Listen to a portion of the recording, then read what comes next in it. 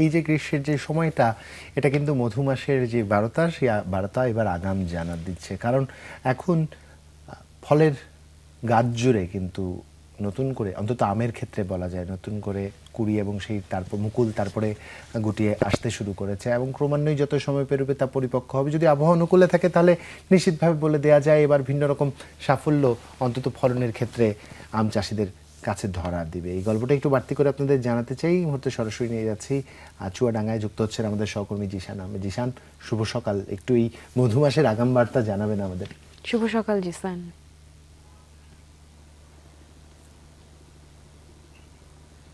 শুভ সকাল জুবাইর এবং মিমি। যেহেতু বৈশাখ মাস চলছে, বৈশাখ মাস মানেই যে শুধুই উষ্ণতা তা নয়, পরিবেশ যেরকম উষ্ণ হয় ঠিক সেরকম কিন্তু আসলে আম গাছে, লিচু গাছে নতুন আসলে যেই গুটি ধরে সেটিও দেখা যায়। আমরা এই মুহূর্তে আছি চুয়াডাঙ্গা শহরের একটি বিশাল আমের বাগান। এই আমের বাগানে আসলে আমরা যেটা দেখছি যে যেহেতু বৈশাখ মাস অর্থাৎ আগামী মাস জ্যৈষ্ঠ মাসেই কিন্তু এই মধুমাস যেটা বলা হয়, এবং জ্যৈষ্ঠ মাস থেকে এই আম পাকতে শুরু হবে কিংবা ফল পাকতে শুরু হবে। ফলে সেই হিসাবে কিন্তু একেবারে বলা যায় যে আমের গুটিগুলো দৃশ্যমান হয়েছে এবং এই আম চাষিদের ব্যস্ততাও কিন্তু অনেকটাই বেড়েছে। চুয়াডাঙ্গাতে যেহেতু নানা ধরনের আমের চাষ হয়, তার মধ্যে হিমসাগর, ফজলি এবং ল্যাংড়া আমের একটি বিশেষ সুখ্যাতি রয়েছে সারা দেশ জুড়ে। ফলে এই জাতের আমগুলোই কিন্তু চাষিরা বেশি চাষ করে থাকেন এবং বেশি পরিচর্যা করে থাকেন। এর পরবর্তীতে আম্রপালি জাতের যে আম রয়েছে সেটাও কিন্তু আসলে শেষের দিকে উঠতে শুরু করে। আমরা একজন আম চাষির সাথে কথা বলতে চাই, জনাব সবুর আলী। আপনি তো আসলে দীর্ঘদিন ধরে আম চাষ করে আসছেন, এই বাগানের পরিচর্যা করে আসছেন।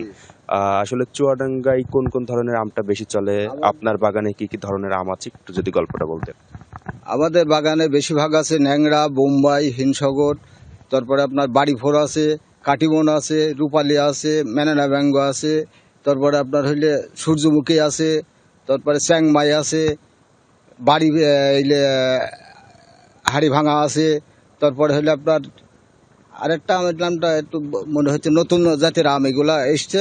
তবে আমাদের চুয়াডাঙ্গা জেলার এই 70 বিঘে বাগান ইকুপ স্যারের বাগান, ইকুপ অফিসারের বাগান। এই বাগানটাই ধরেন আমরা প্রায় 35 বছর আমি এই আমের ব্যবসার ভিতর জড়িত। আচ্ছা, এই বছর কেমন ফলন প্রত্যাশা করছেন? মুকুল কেমন এসেছিল? গুটির কি অবস্থা? মুকুল এসছিল আপনার, আমাদের যে মুকুল, প্রচুর মুকুল এসছিল, প্রায় 12% আমাদের নষ্ট হয়ে গেছে পোকার কারণে। নদীর চুয়াডাঙ্গা জেলায় তাপমাত্রা বেশি, এই জন্য গুটি ঝরে যাচ্ছে বেশি এবং আপনার আম গোটায় দাঁড়াতে পারছে না, আটা ঝরে পড়ে যাচ্ছে আমটা। তারপর আমাদের যে ব্যবসা করব, আমাদের এই ব্যবসাতে আমাদের এবার ক্ষতিগ্রস্ত হব। কেননা আপনার যদি 12% ঝরিয়ে যায় আর 4 আনা থাকে, তাহলে আমাদের এই তো 20 দেওয়ার থেকে টাকায় পয়সা সবতেই চলে যাচ্ছে, 20 দেওয়া দামও উঠবে না। তারপরে যে তাপমাত্রার কারণে এই যে আমাদের চুয়াডাঙ্গা জেলার আম সারা বাংলাদেশে যায়, এই বাগানের আম আপনার বেশি যায় সচিবালয়, তারপরে আপনার ভালো ভালো জায়গায় যায়, ডিসি অফিস, এইসব জায়গার আম। আমাদের আম, এই বাগানের আম বাইরে যায় না, সব এই আমটা এই বাগান থেকেই বিক্রি হয়ে যায় আমাদের। মানে এক এক জায়গা থেকে অর্ডার আসে, যেমন ওষুধ কোম্পানি, সব কোম্পানি, তারপরে গার্মেন্টস, এরা আমাদের অর্ডার দেয়, আমরা এখান থেকে মাল পাঠিয়ে দিই কোরিয়ার সার্ভিসে। তারপরে আপনার এই যে আমরা বাগানটায় পরিচর্যা করি, করার পরেও এই যে একটা খরচ, সেই খরচটা এই বছরে আমাদের ওটা খুব কঠিন ব্যাপার।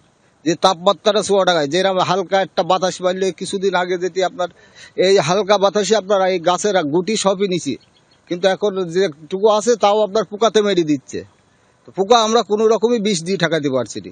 তারপরেও ধরেন যাই হোক, আমরা বাঁচার মতো কি ব্যবসার টাকা থাকার মতো আমাদের খুবই কঠিন ব্যাপার। এখন যার বাগান তার সাথে তো কিনেছি, সে তো হয়তো আমাদের 10%, 5% এরকম একটা ছাড় দিতে পারে, তার বেশি তো তারা দেবে না।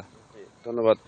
জুবাইর এবং মিমি শুনছিলেন আসলে নানা প্রতিবন্ধকতার কথাও, যেমন সম্ভাবনা রয়েছে তেমন প্রতিবন্ধকতাও রয়েছে। যেহেতু আবহাওয়াজনিত বেশ কিছু বিষয় রয়েছে, চুয়াডাঙ্গাতে প্রচন্ড গরম পড়ে এবং যেই কারণে কিন্তু এই ফলের ওপরে একটি প্রভাব পড়ে, একই সাথে নতুন করে পোকার আক্রমণ, সব মিলিয়ে আসলে বলা যায় যে চাষিদের কিন্তু আসলে যেরকম যেই সম্ভাবনা রয়েছে তার পাশাপাশি দুশ্চিন্তাও রয়েছে।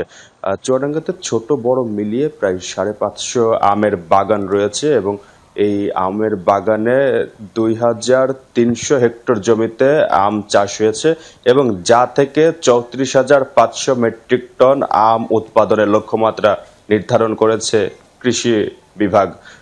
সব মিলে বলাই যায় যে আসলে এই বিপুল পরিমাণ আম উৎপাদন হলে চুয়াডাঙ্গার চাহিদা তো বটেই, সারা দেশের মধ্যে এই আম কিন্তু আসলে পাঠানো হবে।